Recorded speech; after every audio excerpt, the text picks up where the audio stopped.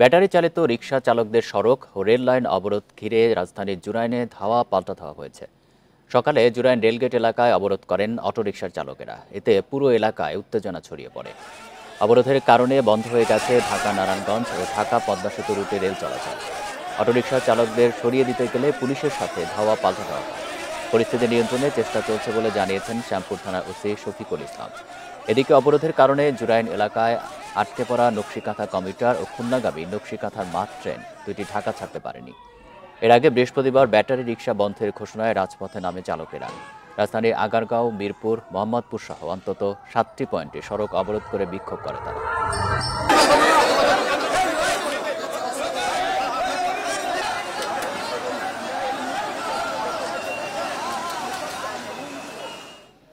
এ বিষয়ে আরো জানাতে রাজধানীর জুরাইন থেকে যোগ দিচ্ছেন সহকর্মী আদিলুর রহমান। আদিলুর, সড়ক এবং রেলপথ এখনো অবরুদ্ধ আছে কিনা এই মুহূর্তের পরিস্থিতি জানাবেন।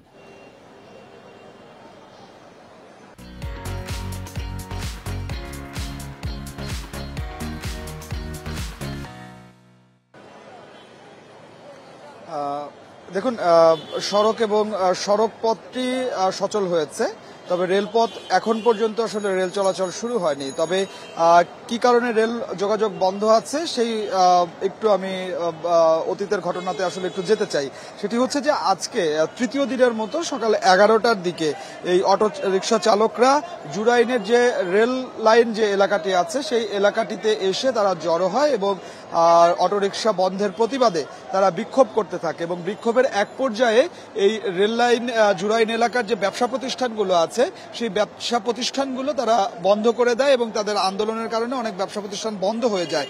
এরপরে কিন্তু আসলে এখানকার স্থানীয় যারা আছেন, ব্যবসায়ী যারা আছেন, তারাও ক্ষুব্ধ হয়ে পড়েন এবং কিছুক্ষণ পরে এখানে আইনশৃঙ্খলা বাহিনীর সদস্যরা এসে উপস্থিত হয়। পরবর্তীতে একটার কিছু আগে আইনশৃঙ্খলা বাহিনীর সদস্যরা এই অবরোধকারীদেরকে এখান থেকে সরিয়ে দিতে চাইলে অবরোধকারীদের সঙ্গে প্রথমে বাকবিতণ্ডা হয়, পরবর্তীতে পুলিশের সঙ্গে আসলে ধাওয়া পাল্টা ধাওয়ার ঘটনা ঘটে এবং এখানকার আইনশৃঙ্খলা পরিস্থিতির নিয়ন্ত্রণে এবং অবরোধকারীদের নিবৃত করতে আইনশৃঙ্খলা বাহিনীর সদস্যদের পক্ষ থেকে বেশ কয়েক রাউন্ড টিয়ার শেল ছোড়া হয়েছে এবং সেই টিয়ার শেল ছুড়ে পরবর্তীতে পরিস্থিতি নিয়ন্ত্রণে আনার চেষ্টা করেছে আইনশৃঙ্খলা বাহিনীর সদস্যরা। এখানে যিনি আইনশৃঙ্খলা বাহিনীর সদস্যদের সঙ্গে আমার কথা হয়েছে, তারা যেটি আসলে বলছেন যে অবরোধকারীরা এই মুহূর্তে নেই এবং রেল লাইন এবং এর আশেপাশে যে ব্যবসা প্রতিষ্ঠানগুলো আছে সেই ব্যবসা প্রতিষ্ঠানগুলোতে এরই মধ্যে তারা তল্লাশি চালিয়েছে। তল্লাশি চালিয়ে বেশ কয়েকজনকে ঘটনাস্থল থেকে আটকও করা হয়েছে।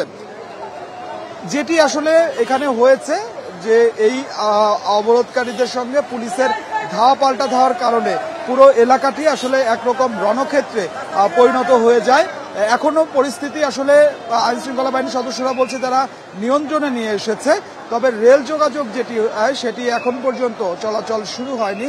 কিছুক্ষণ আগেই আমরা দেখেছি যে রেলওয়ে কর্তৃপক্ষের কয়েকজন এখানে এসেছেন এবং তারা এসে রেল লাইন সচল আছে কিনা সেটি পরীক্ষা নিরীক্ষা করে গেছেন, তবে তারা এখন পর্যন্ত রেল লাইন বা ট্রেন চলাচলের মতো যে বার্তাটি সেই বার্তাটি না পাওয়ার কারণে রেল চলাচল এখন পর্যন্ত শুরু হয়নি। তবে আইনশৃঙ্খলা বাহিনীর অভিযানটি এখনো এখানে অব্যাহত রয়েছে।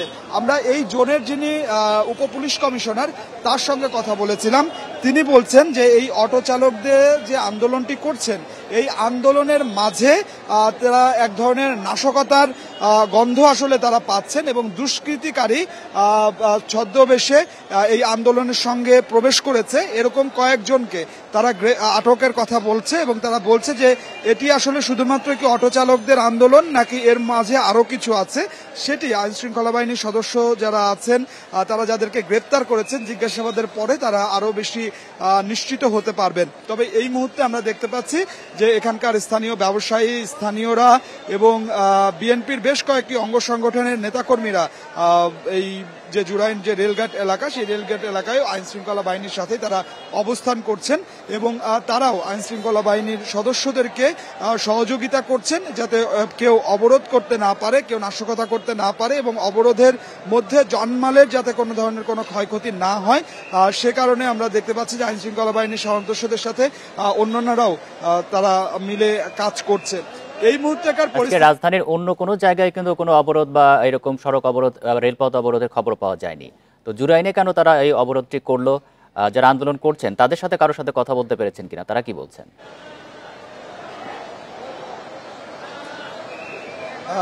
দেখুন, গতকালকে আপনি জানেন যে রাজধানীর বেশ কয়েকটি পয়েন্টে আন্দোলন করেছিল এবং আন্দোলনকারীরা তারা গতকালকে তাদের আন্দোলন প্রত্যাহার করেছিল এবং তারা এক ধরনের বিভিন্ন জায়গা থেকে আসলে তাদেরকে এক ধরনের দিক নির্দেশনা দেওয়া হয়েছিল যে তাদের ব্যাপারটি আসলে খতিয়ে দেখা হচ্ছে। তবে আজকে যারা মূলত এই জোড়াইনে যেসব অটোচালকরা আন্দোলন করছিলেন তাদের বক্তব্য ছিল যে তাদেরকে আসলে কোনো লিখিত কোনো কিছু সরকারের পক্ষ থেকে দেয়া হয়নি, মৌখিক কোনো নির্দেশনায় তারা মানেন না এবং তারা অটো চালাতে পারছেন না। এ কারণেই মূলত তারা এই জোড়াইনের এলাকাতে এসে অবস্থান করে রেলপথ সড়কপথ তারা অবরোধ করেছিলেন এবং সেই অবরোধের এক পর্যায়ে পুলিশের সাথে এই যে ধাওয়া পাল্টা ধাওয়া, সেই ধাওয়া পাল্টা ধাওয়ার ঘটনাটি ঘটে এবং এখান থেকে বেশ কয়েকজনকে কিন্তু আসলে আটকও করা হয়েছে, সেটিও আসলে আমরা দেখতে পেরেছি। তো সব মিলিয়ে আসলে যেটি বলতে পারি যে এখন পর্যন্ত আসলে এখানকার যে পরিস্থিতি, সেই পরিস্থিতি স্বাভাবিক হয়নি, এখনো এক ধরনের আতঙ্ক রয়েছে, যে কারণে এই আশপাশের যে ব্যবসা প্রতিষ্ঠানগুলো আছে সেই ব্যবসা প্রতিষ্ঠানগুলো এখনো খোলেনি এবং রেলপথ এখনো চালু হয়নি। তো আমার কাছে জুরাইন থেকে এটি ছিল এখনকার সবশেষ। জুরাইন থেকে জানাচ্ছেন সহকর্মী আদিলুর রহমান।